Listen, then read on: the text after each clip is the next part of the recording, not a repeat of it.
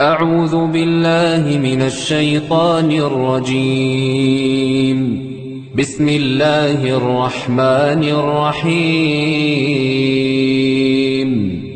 الرحمن علم القرآن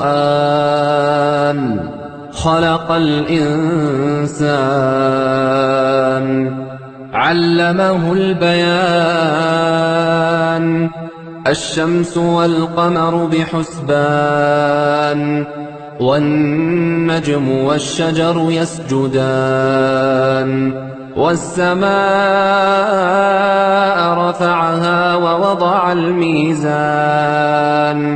ألا تطغوا في الميزان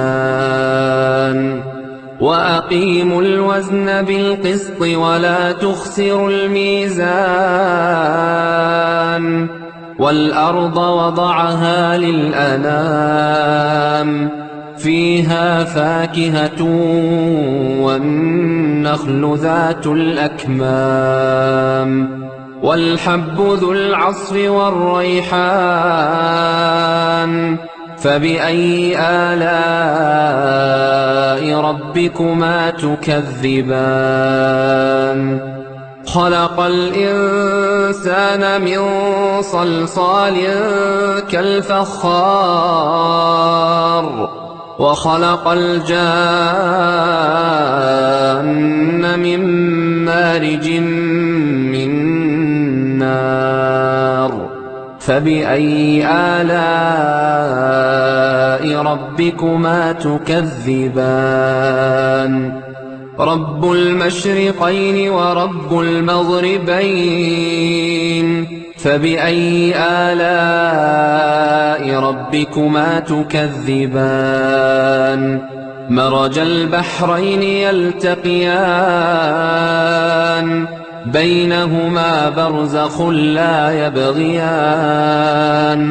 فبأي آلاء ربكما تكذبان يخرج منهما اللؤلؤ والمرجان فبأي آلاء ربكما تكذبان وله الجوار المنشآت في البحر كالأعلام فبأي آلاء ربكما تكذبان